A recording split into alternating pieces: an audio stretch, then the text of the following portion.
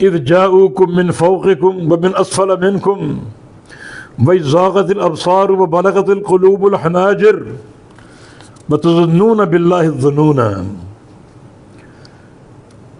اس وقت کو یاد کرو جب آئے دشمن تمہارے پاس، وہ کفار آئے تمہارے پاس، من فوقکم تمہارے اوپر سے، ومن اسفل منکم تمہارے نیچے سے۔ من فوقکم یعنی بالائی مدینے سے، مدینے کے بالائی حصے سے، اور من اسفل منکم مدینے کے نشیبی حصے سے۔ مدینے کے دو یعنی باہر سے آئیں تو دو طرح کے حصے ہیں، ایک بالائی اور ایک نشیبی۔ بالائی حصہ یہ ہے مشرق کی جانب اور نشیبی حصہ مغرب کی جانب۔ تو مشرق کی جانب سے کفار قریش آئے تھے، کفار مکہ آئے تھے اور ان کے حلیف آئے تھے، جبکہ مغرب کی جانب سے باقی جو جتھے تھے ان کے، جیسے غطفان والے، حوازن والے، نجد والے اور بنو نذیر والے۔ بنو نذیر یہودیوں کا قبیلہ، اور نجدی بھی ان کے جو ہے وہ حواری بن گئے، ان کی مدد کرنے والے بن گئے۔ اور حوازن اور غطفان کے لوگ عیینہ بن حصن کی قیادت میں تھے، اور حوازن کے لوگ عوف ابن مالک کی قیادت میں تھے، اور نجد کے لوگ طلیحہ الاسدی کی قیادت میں تھے، اور بنو نذیر کے یہودی حیی بن اخطب۔ یہ سارے قبائل مغربی طرف سے آئے، مدینے کے نشیبی علاقے سے، اور ایک بڑا جتھا تمہارے سامنے کھڑا تھا، 10,000 کی تعداد۔ وہی زاغت الابصار، جب آنکھیں پھر گئیں، آنکھوں کے پھرنے کا معنی ایک طرف ٹک گئیں۔ آنکھوں میں صلاحیت ہے، سامنے بھی دیکھتی ہے، دائیں طرف بھی گھومتی ہے، بائیں طرف بھی، اوپر بھی، نیچے بھی۔ لیکن جب لشکر تمہارے سامنے کھڑا تھا، تمہاری آنکھیں ٹک گئی لشکر کی طرف، نہ اوپر دیکھ رہے ہو، نیچے دیکھ رہے ہو، نہ دائیں نہ بائیں، پتھرا گئی آنکھیں، ایک طرف رک گئیں۔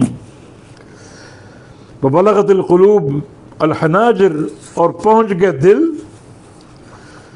الحناجر حلق تک۔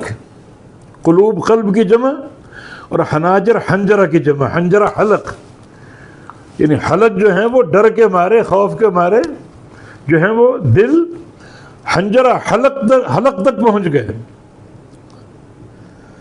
وَتُظُنُّونَ بِاللَّهِ الظُّنُونَ، اور تم کئی طرح کے گمان کرنے لگے اللہ تعالیٰ کے ساتھ۔ کچھ گمان مسلمانوں کے تھے، کچھ منافقین کے۔ مسلمانوں کا گمان کیا تھا؟ اللہ پر توکل، اللہ کی نصرت پر یقین، اللہ پر قوی ایمان، یعنی ان کا ایمان بڑھ گیا، ایمان میں اور قوت آ گئی۔ اور منافقین ان کے طرح طرح کے گمان۔ ہنالک ابتلی المؤمنون وزلزلوا زلزالا شدیدا، آگے منافقین کا ذکر آ رہا ہے، ان کے گمان کیا تھے؟ تو اس موقع پر آزمائے گئے مومن، امتحان لیے گئے۔ وزلزلوا زلزالا شدیدا، اور وہ جھنجھوڑے گئے، سخت جھنجھوڑا جانا، ہلائے گئے، سخت ہلایا جانا۔ اور واقعتاً ایک طرف 1,000 کا لشکر ہو، ایک طرف 10,000 کا لشکر ہو، پیچھے گھر کھلے ہیں عورتوں اور بچوں کی جو اندر موجود ہیں، اور پھر اتنا بڑا لشکر، اس کا مقابلہ۔